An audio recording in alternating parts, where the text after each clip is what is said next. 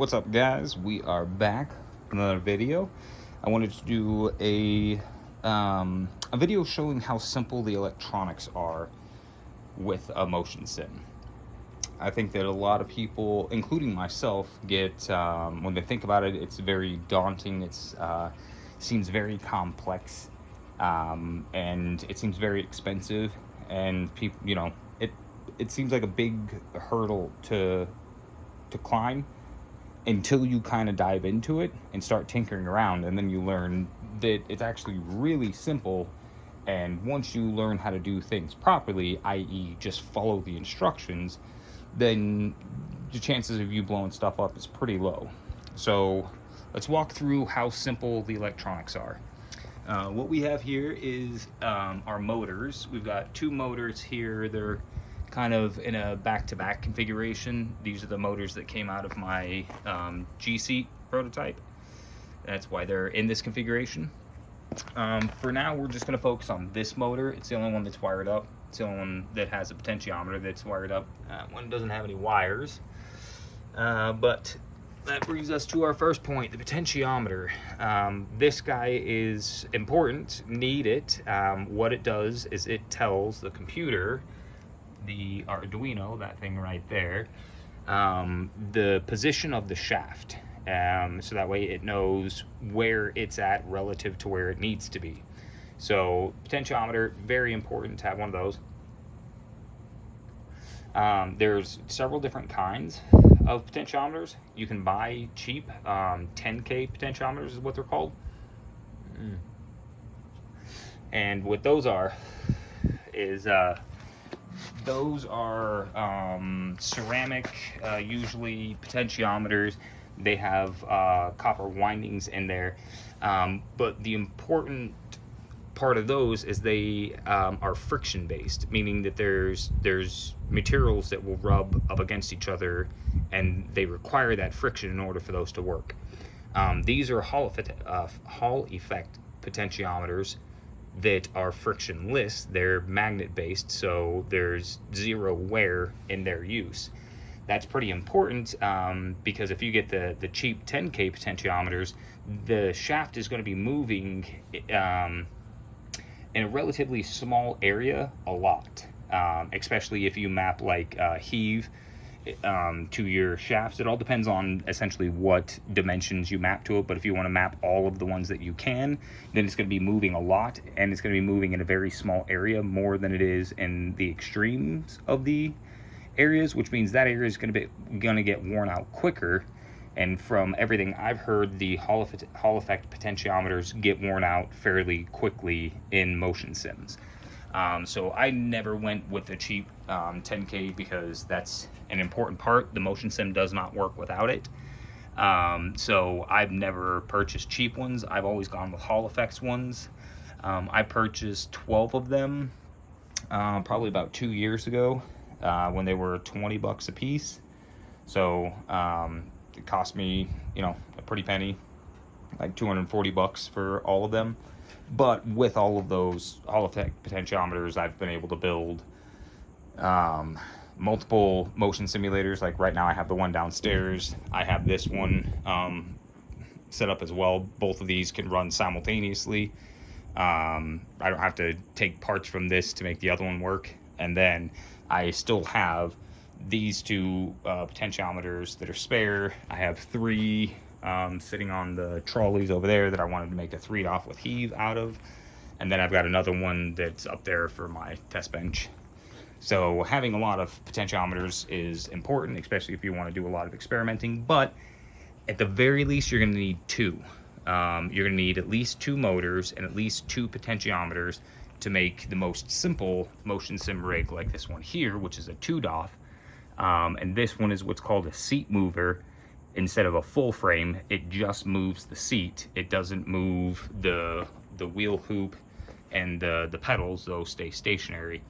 I opted to mount the flight stick and the shifter and my mouse onto the seat, so that way it moves with it, because I just felt that if it rolled and the shifter was stationary, that would just be weird. So I wanted the shifter to move with it.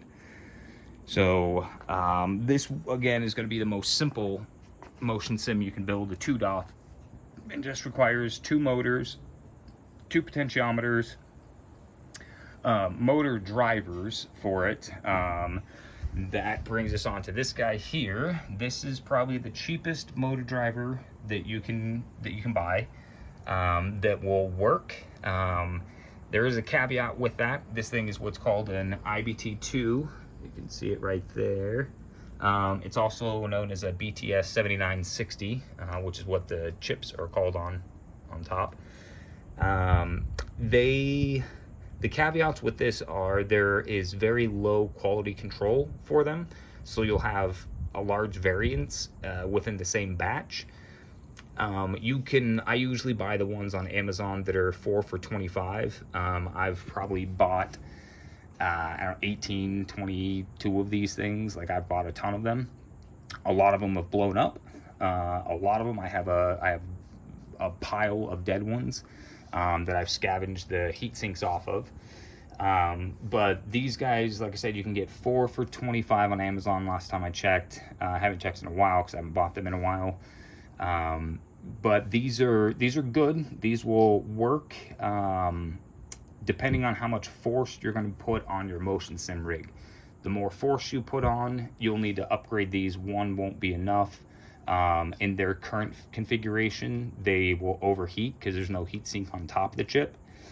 If you take the heat sink from the bottom of the chip and move it to the top of the chip, it will overheat quicker than if you leave the heat sink on the bottom. I found the best thing to do is to double up the heat sinks. So if you get one that dies, take the heat sink off of it and put it on one that is still alive, and then you'll have to get longer screws to go all the way through both heat sinks. But that's how you can build parallel IBT2s, and that's what is sitting inside of that motion sim rig, right next to the motor. Those little green tabs and all the wires, those are parallel IBT2s, which look like this when they're out of there. So that's basically 4 of these things with 2 heat sinks per. So 1, 2, 3, 4, and then there's one board, another board, and then there's the other set here. So this looks very complicated. It's not really. With these, the IBT2s, you'll want to get these. I've found these ribbon cables are the best. They're, I think this one is a 5x2, but I usually get a 4x2 because that's just a 4-pin, a 4x2 setup. So you can get a 4x2 ribbon cable, and then you'll have to, 2 of the ribbons you won't use. On this one, it's 4 of them because this is a 5x2. But 2 of the ribbons you won't use, and then I soldered them onto these wires that have the pins already on them. So that way I can just stick the pins in the Arduino. It's just easier instead of having to solder them on. The control box doesn't move very much, and so I found those pins are more than enough. So since you still have to solder the ribbon, those pin wires onto the ribbon wire, the difference when you do parallel is that you're just going to be soldering 2 of the pins onto the wires. It's still the same amount of wires. It's still 5 wires, your positive and negative that come off, and then the 3 control wires that go in. So we've got the wires that come off of here. Oops, there's the positive and negative that come off. They go into a breakout board. We need the breakout board because there's only 1 positive and negative set. I think there's only 1 5-volt positive. There's 2 grounds on there, but that's still not enough for the 2 motors and potentiometers you need. So you'll need a breakout breadboard. The potentiometer has a positive and negative that comes off, goes down, and goes into the breadboard. And then the signal from the potentiometer comes out and it goes into the analog. It goes into A0 of the analog section. That's going to be motor 1. If motor 2, the potentiometer 2 was wired up, motor 2 was wired up, then it would go out, go into the breadboard, positive, negative, and then its signal would go into A1, which would be motor 2. And then the signal wires from the motor driver come out, go up.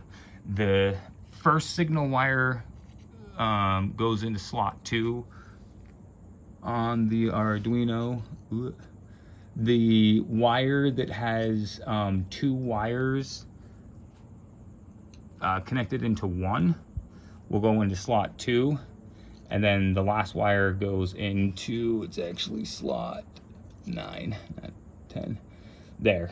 The wiring, we'll go over that when we get to the diagram, but this is just to show you that it's very easy to do parallel. You're just wiring up double the amount of these wires, but these wires stay the same. It's still just 5. And that's for each set would have them.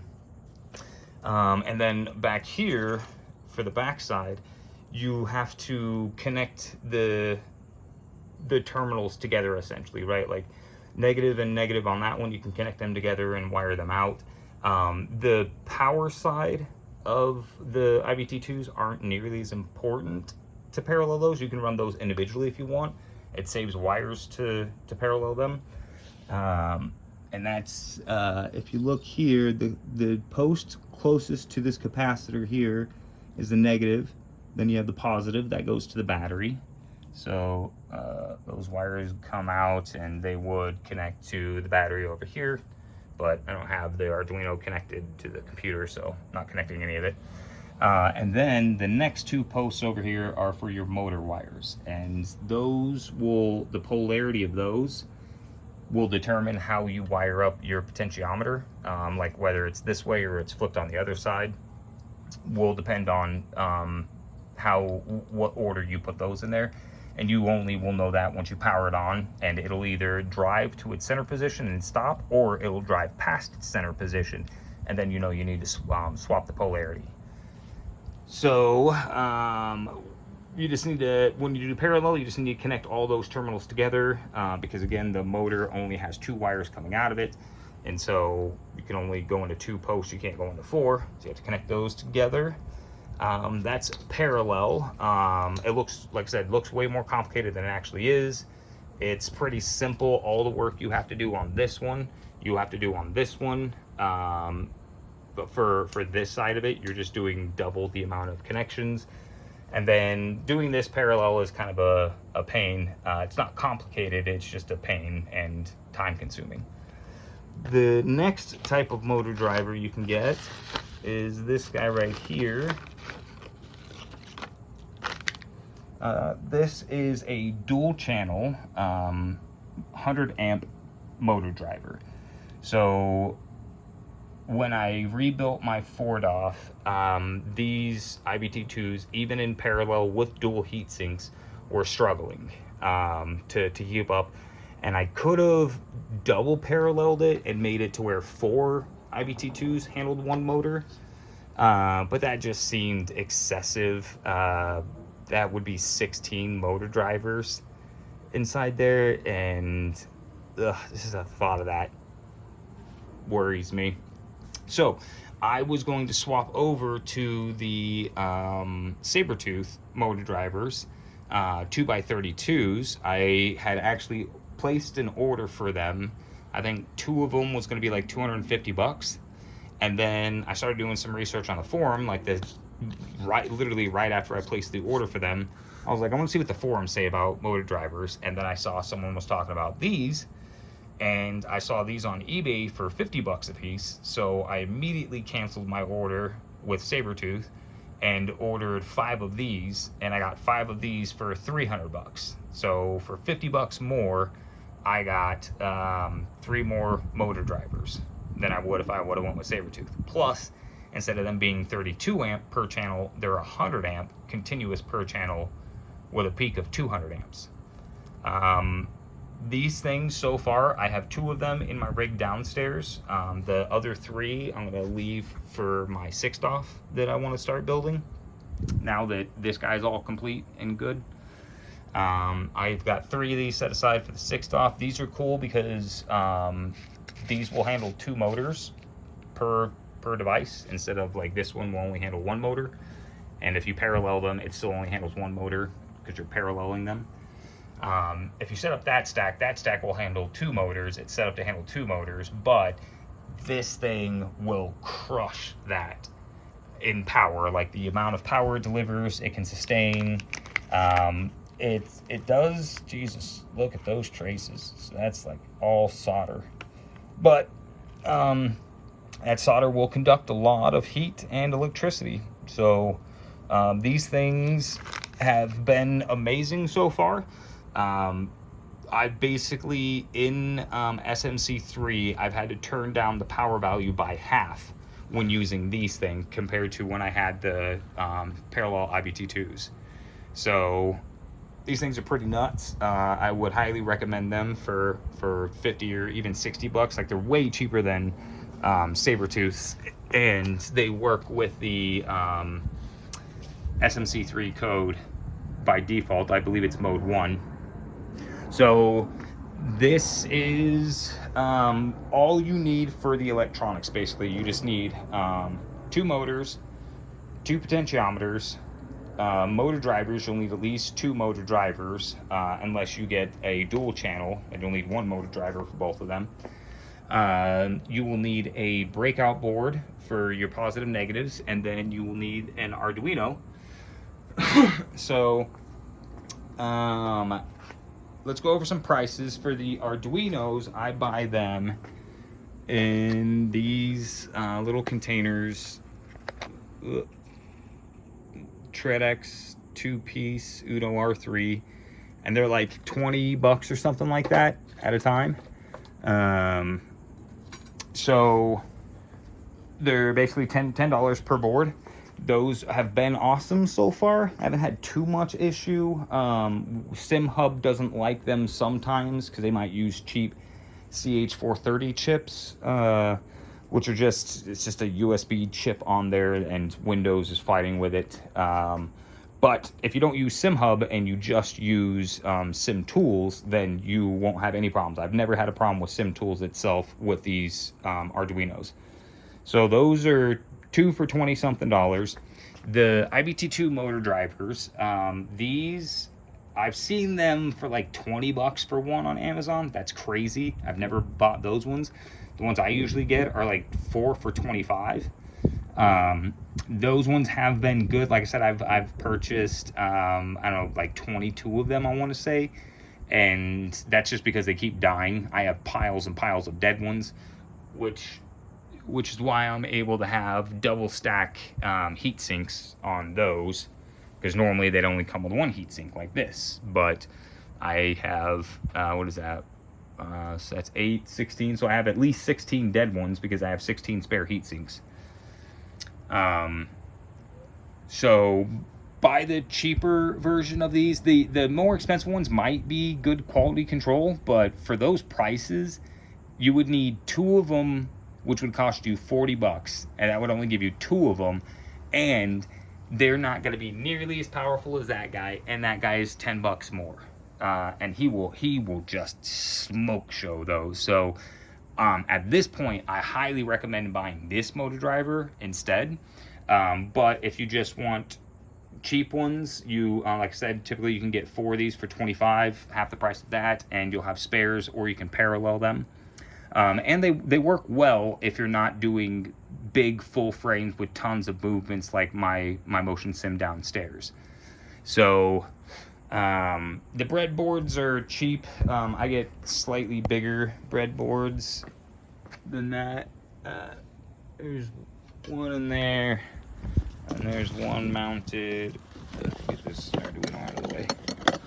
One mounted on there. So I usually get those big ones, and they're like 3 for, I don't know, 10 bucks, 20 bucks, something like that. They're fairly cheap. The motors, I will get to that in a second. The potentiometers, like I said, these, you can get super cheap ones for like a couple bucks, 2 or 3 bucks per potentiometer. But, and those will be the 10K ceramic ones. Don't get those. I would say unless you really just want to replace potentiometers every couple of months, I would say don't get them. Invest in the Hall Effects ones.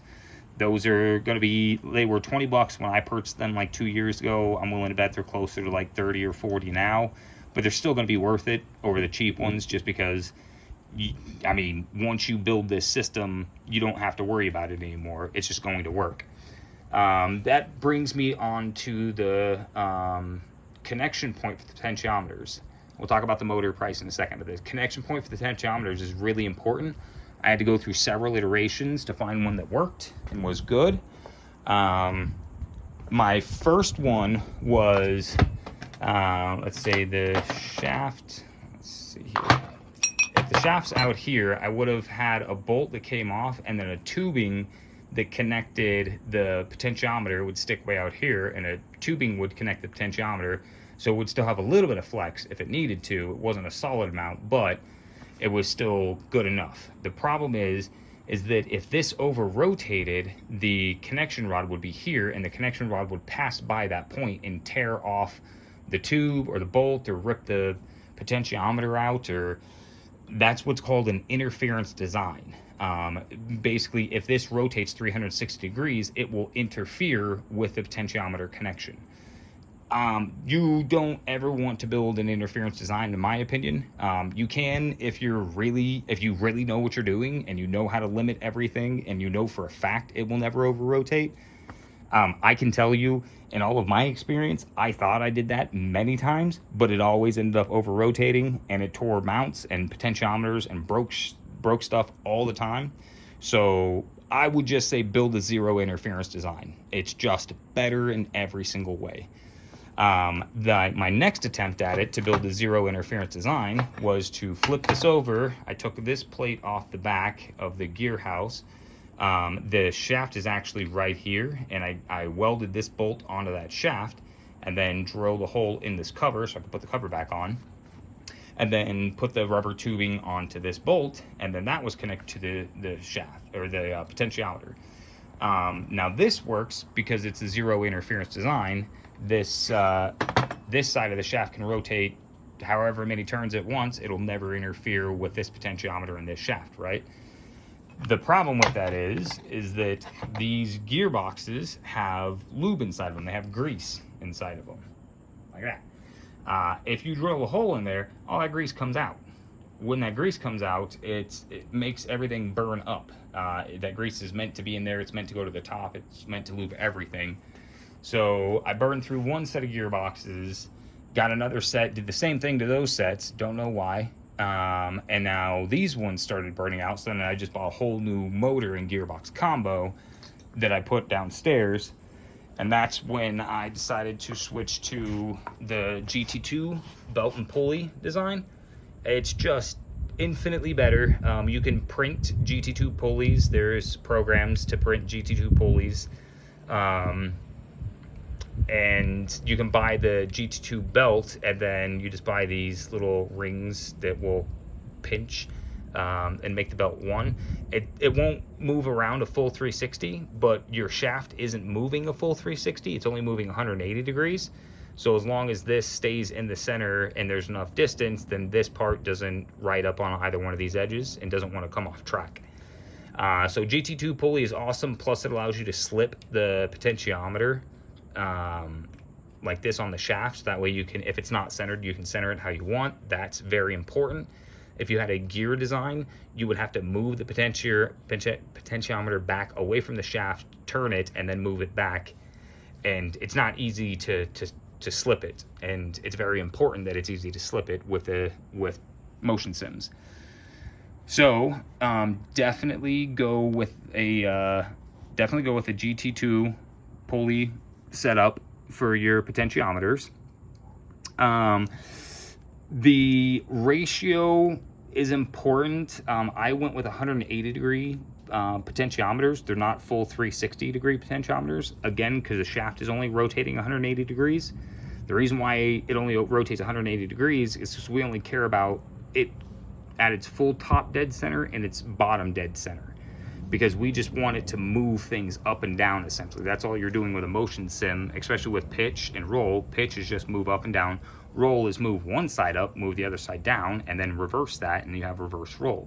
So the main function of a motor in a motion sim is just to move up and down. So you don't need the full 360 because we don't care about back or forward. We just care about up and down. So I got a 180-degree potentiometer, which means I have a 1-to-1 ratio on my pulleys. They're the exact same size. If you got a 360-degree potentiometer, you would need a 2-to-1 ratio, so that way you would only time the shaft at 180 degrees. Hopefully that makes sense and that's not too complicated, but it is kind of important. The motors, every one of the motors I have, these motors here go onto those gearboxes over there. These motors down here, let's see, do we have light? Am I gonna take you guys to see the other ones? Looks like I am. Looks like I'm doing it. All right, let's go. Beep, bop, beep, boop, boop. All the junk, all my scrap metal. These are the other 3 motors I got when I bought a lot of 3 wheelchairs and 3 scooters. And these are motors with rear diffs. I was going to use these since they have all the way through shafts. I was going to use these to build a 3-DOF with pitch, roll, and heave. Because it's hard to build heave with those types of motors over there. They only have a shaft on one end, and you need a bar to connect both ends to go up. You'll have to look up 3-DOF designs with heave to know what I'm talking about. But yeah, more motors over there. All of these are either electric wheelchair or electric scooter motors. I bought a lot of them off Craigslist, like a lot, meaning that there were 6 of them. 3 mobility scooters and 3 electric wheelchairs. I don't know if they worked. I didn't care. I just wanted the motors off of them. Don't even need the motor drivers because those motor drivers aren't compatible with the Arduino and like what I'm doing. I turn that off. So all the motors come from electric wheelchairs, which means that you can buy them off eBay. All of these types of motors and gearboxes that I have, these ones I've all bought off eBay. And then I have the other set that's over there, and I have another set that's on the motion sim downstairs. I usually buy those on eBay for $80 for a pair with free shipping. So, both motors, free shipping, only $80. I have not been able to find anything. I haven't been able to find the ones that I want that cheap. I did see there are 2 left from the guy I usually buy all my motors from. He's got 2 for $50 a piece. I might get those, but I have 6 motors now to be able to do the 6-DOF, and that's what I wanted. So the motors usually would cost you about $80 for 2 with free shipping. Now I'm seeing they're about $150 with shipping, and sometimes without shipping. Sometimes they still want to charge you $60 for shipping on top of it. I don't know. World's gone crazy. So those might be the most expensive part to get a hold of. It used to be the potentiometers. No, because that's still only $40. So yeah, the motors have always been the most expensive part. But let's say that runs you $150, $160 these days. That's still going to be, what is that? So that's $190. Then we'll say you buy 4 of those. That's $235, $255, $275. For the electronics, you can get one of the LED power supplies for like $30. A 24-volt LED power supply with like 25 amps. For like $30. So let's say you're around $300 for the electronics. The fact that the motor's doubled really sucks. That's added a lot to the price, because you used to be able to build all of this for under $300 easily. But the motor's getting more expensive definitely kind of sucks. The next thing you'll need is metal and stuff like that, but you can source that, Home Depot, or I would highly recommend getting scrap for free. and working with it, doing what you can with it. But the next part that you will need, that I wouldn't recommend building yourself, is going to be the connecting rods and the universal joint. Now you can buy these on Amazon. These are called Heim joints or Rose joints. You'll get just this head part, and then you'll need to buy a threaded rod to connect it. You'll need two. These basically swivel and also rotate. So that's why they're important for motion sim, because this is going to be doing a lot of things relative to that. And so both of these joints need to be able to flex and move in all kinds of directions. So you'll need Heim joint / Rose joints, depending on what region of the country or world you're from.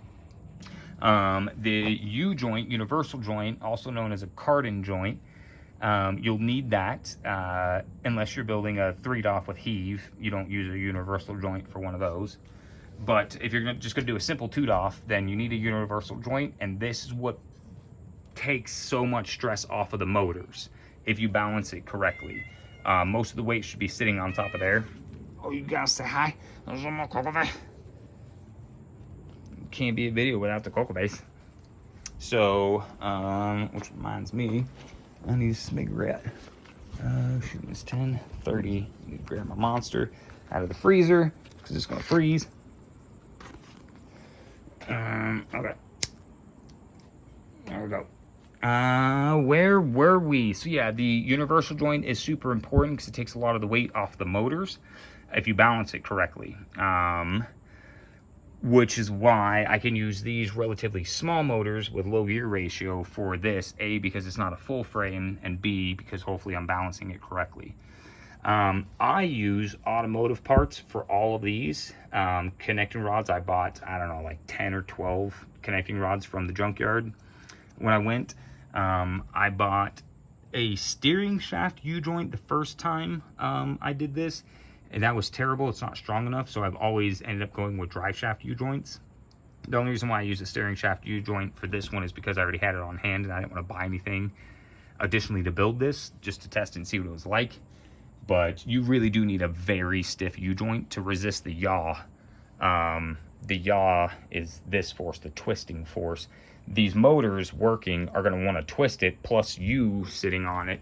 Me, I have a fat ass, so me sitting in there makes it really want to twist, especially if you're like accelerating or you press the brakes, it's going to kick this back. There's a lot of forces that you just don't think about until you build it, and then you're like, oh, yeah, I didn't build this nearly strong enough. So I recommend getting automotive parts for all that, because any forces I'm going to generate in here are nothing compared to what these were built to withstand. So the connecting rods, everything's got so much more expensive recently with inflation, so I haven't really bought a lot of stuff since that's happened. So the connecting rods used to cost me like 10 bucks a piece, and the U-joint was like 20 bucks, just for like, not an entire drive shaft, just a little joint like that. So relatively cheap. Again, the seat I got for like 50 bucks, I want to say 50, 60 bucks, something like that. It's not a, luxury leather one. I made sure it doesn't have any airbags or anything like that. They charge you extra for stuff like that. So that's basically that's the basics and the pricing for everything. The next thing you'll want to know about is how do you make the Arduino do motion simulator stuff, right? Like if you just plug all this into that, it doesn't just start doing motion simulator stuff. You have to load a program on it called SMC3. This guy right here, this is the Arduino app with the SMC3 information loaded into it. The only part that's really relevant is this part right here, define mode 2. And then you can see set mode 1 is for your typical H bridges. And then mode 2 is for the 43 amp Chinese IBT2.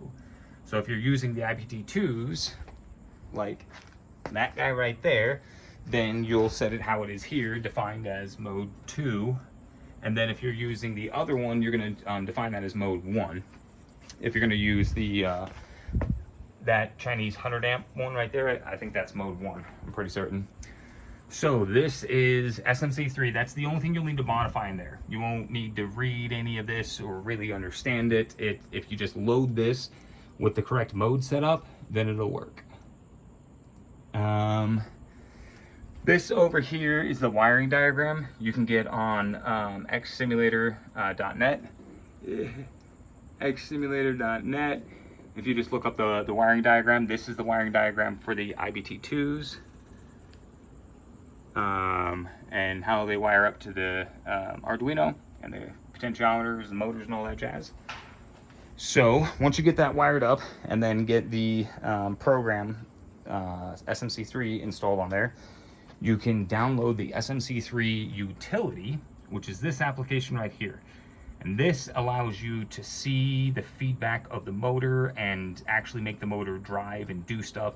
This is where you set the parameters for the motor itself.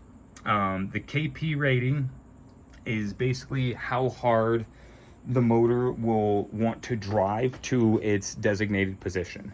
So if you have a low KP rating, then it's going to go brrr. Even if you have a high power value, it's still going to drive slower. If you have a high KP rating, then it's going to drive as quickly as it can. But if you have a low power value, then it's still going to drive slowly because you're not giving enough power. So that the KP value and these power values over here are kind of important to get right together. The good news is that's kind of all you really need to know. I'm sure other people will say you need to do other things. I don't ever change the KI, KD, or KS values. If you have the KP value and your power max reverse and minimum correctly, and you have your, the mechanics, your mechanical advantage done correctly, then you shouldn't need to touch any of those at all. Your PW min is important. That's the minimum amount of power the motor driver is going to supply to the motor to maintain its current position. If it's in a hold position, right? Like say you're at the starting light at a race and it's doing the countdown, and the chair's not moving, the car's not moving, you're not getting telemetry, it's just holding that position. The minimum amount of power you feed it will be important to that. You basically want to feed it enough power to where it'll hold up your fat ass, but you don't want to feed it much more than that. The reason why is because any more energy you give the motor than it needs, it's going to turn that excess energy into heat. And if you heat up the motor casing, then you can damage the magnet itself. Magnets demagnetize through heat.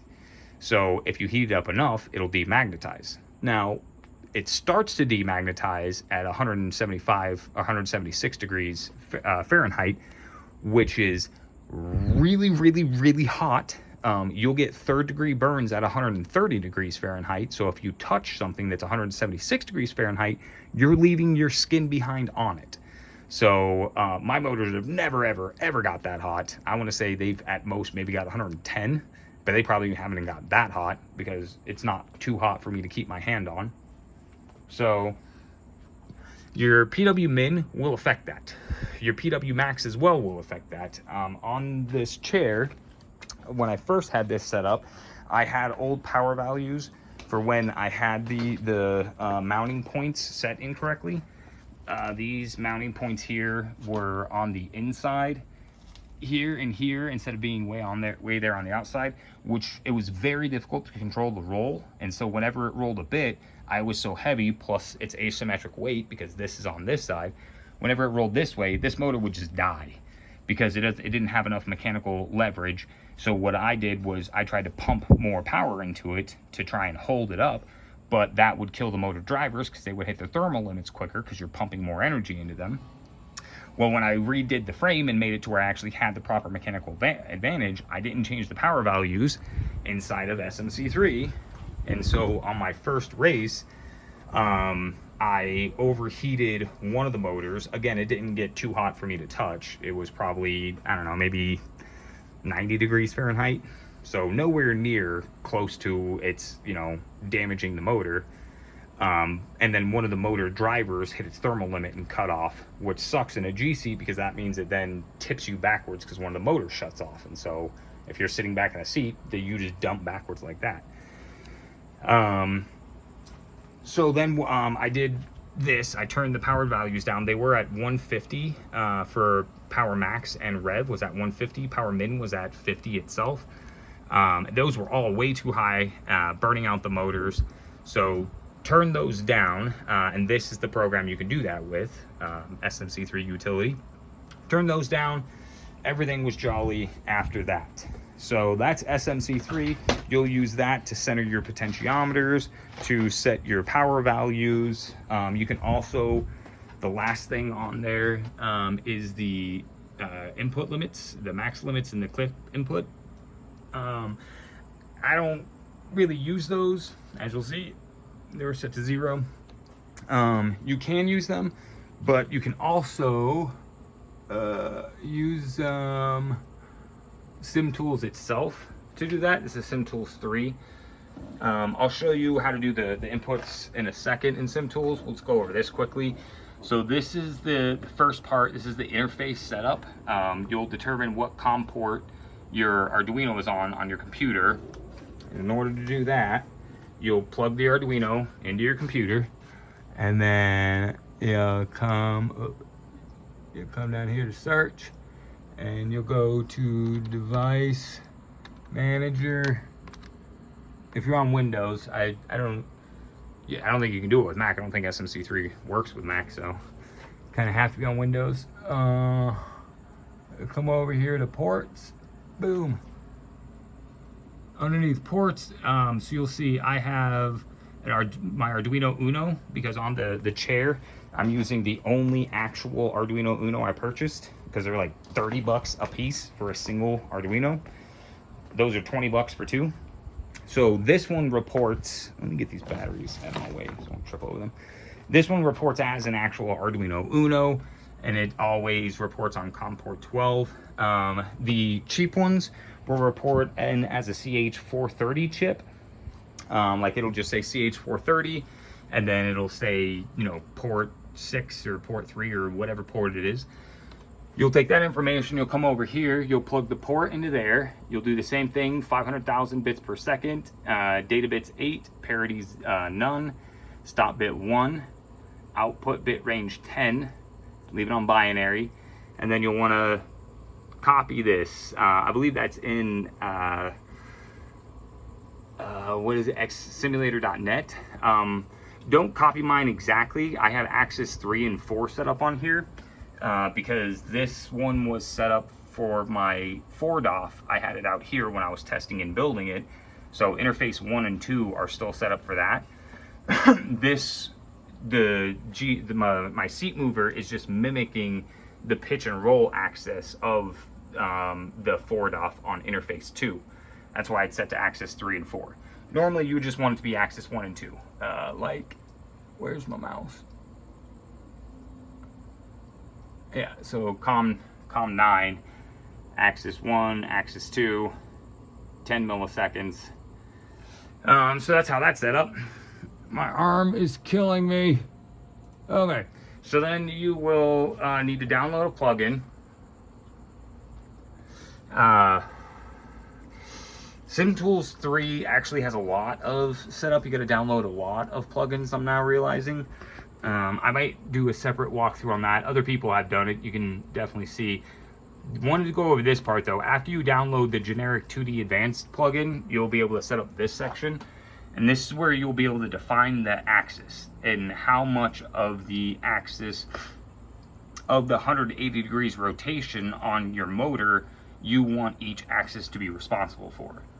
So you'll see out of the 180 degrees of rotation, I want 35% of that designated to roll, 35% of it designated to pitch, 10% designated to heave, 20% to surge, and 20% to sway. We're just looking at axis 3 and 4, because axis 1 and 2 surge is 100%, because this is for the 4DOF. So the surge motor, the only thing it does is surge. The traction loss motor, the only thing it does is traction loss. And then the pitch and roll motors up front do a lot. They basically do everything I can make them do, which is everything but yaw / traction loss. So you'll notice it's over 100% value there. The reason why it can be over 100% value is because typically you're never going to be doing all 5 of those things at their maximum at the same time, right? It's going to, you'll typically, if you're going to be in, let's say you're accelerating into a banked turn. We'll go this way. We'll do a NASCAR banked turn, right? So as you're accelerating, the rig's going to pitch up to give acceleration. As you come onto the bank, you're actually going to rotate this way instead of rotating this way. The reason why is because surge is going to take precedence before roll does. So normally when you go up the bank, you would roll with the bank, right? But the thing is, the bank is turning this way, and inertia dictates that your body wants to keep going this way. So sway is the effect that inertia is. So as you go into the bank and the car starts to go this way, your rig's going to roll this way and then kind of pitch up, and then it's going to snap roll this way. So it's going to simulate the sway, the inertia of your body going into it first, and then it's going to snap roll into the actual roll position around the bank. So you're never, and then if it's like segmented, if the bank is built in segments, then you'll feel those bumps along the segments. So as you're rolling, the entire rig is going to go bop bop bop bop bop bop bop bop, simulating you driving over those segments that you would feel in the car. So you're never going to be simulating all 5 of the forces at their extreme at one instance. That's extremely unlikely unless you're like in a wreck tumbling over. But the thing is, it's still going to cut off, because we can then go down to axis limiting, and you can see I've limited my first axis, which was the surge axis on the forward off, to 90% of the axis. I've limited the traction loss axis on the forward off to 84% of the axis. And then I've limited the pitch and roll motors 3 and 4 to 70% of the axis. Which, now that I'm realizing, I'm probably going to turn that up, because that was for those, and I need this to be for the G seat. Bam, we're going to turn that. Turn that back to 89. We'll probably leave it there. So that's a little bit on how to set up motion in SimTools. Like I said, you'll need to, from home, you can go down here to plugin manager, and then you'll need interface plugins. You'll need serial interface plugin. I don't know if you need virtual plugins. I think, Axis plugins. You'll need the generic 2D Advanced is the one I use for Axis plugins, serial interface plugin, and then game plugins, whatever games you want to use. And of course, you only get access to all of these games if you buy a license. I have a pro license, so highly recommend you do that from xsimulator.net. This is a very long video, so that's pretty much it. Thanks for your time, guys.